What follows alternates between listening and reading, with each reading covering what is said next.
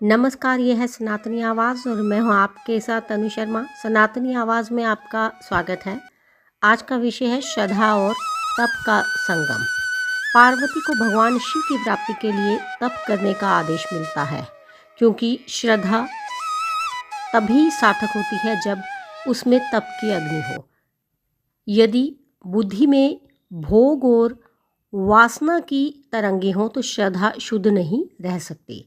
इसी कारण पार्वती धीरे धीरे सभी भौतिक सुखों का त्याग कर देती है। उधर शिव योग में लीन है। सती के देह त्याग के बाद वे बाहरी दुनिया से कट जाते हैं। वे आत्म संपन्न हैं, उन्हें किसी चीज़ की अपेक्षा नहीं, लेकिन संसार को उनकी आवश्यकता है। श्रद्धा के बिना विश्वास निष्क्रिय हो जाता है और श्रद्धा की अनुपस्थिति में विश्वास में सृजन की प्रेरणा नहीं उत्पन्न हो सकती। इस समय संसार संकट में है। तारकासुर ने समस्त देवताओं को परास्त कर दिया है और देवगुण सुख संपत्ति से विहीन हो चुके हैं।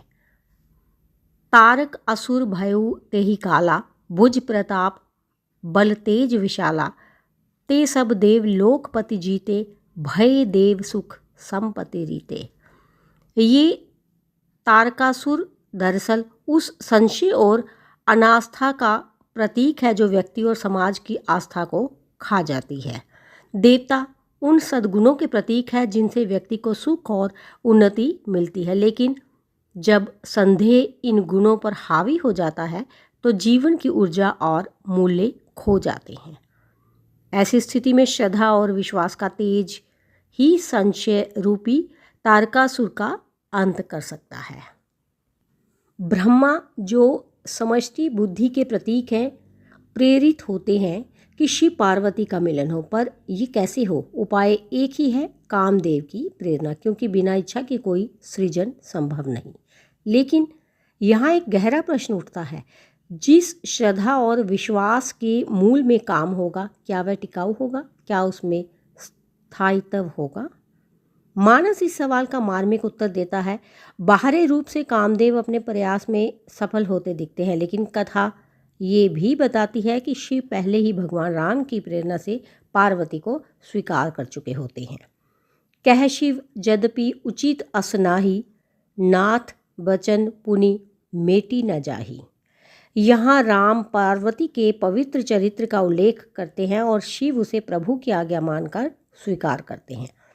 इससे स्पष्ट होता है कि श्रद्धा और विश्वास का वास्तविक मिलन काम की प्रेरणा से नहीं, राम की प्रेरणा से संभव है। विश्वास काम का विरोधी है। शिव स्वयं कामारी है, उन्होंने कामदेव का दहन किया है। भक्ति में जो श्रद्धा चाहिए वह काम प्रेरित नहीं हो सकती।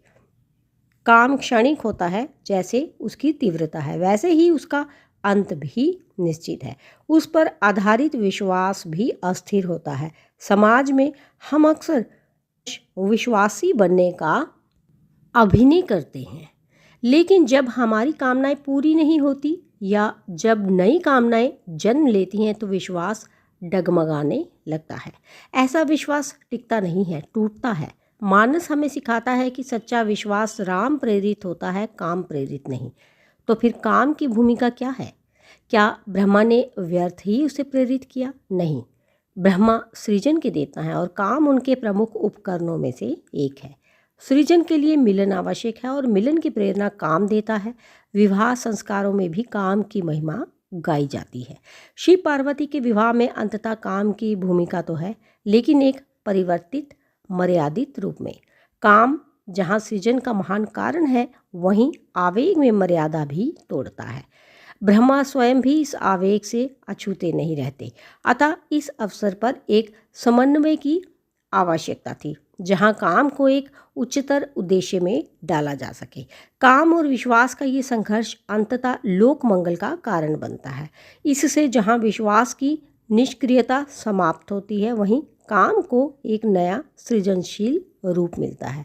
इसलिए ब्रह्मा का ये प्रयास पूर्णतः सुनियोजित और सार्थक था। तो इसके साथ ही मुझे दीजिए अनुमति, फिर मिलती हूँ। धन्यवाद।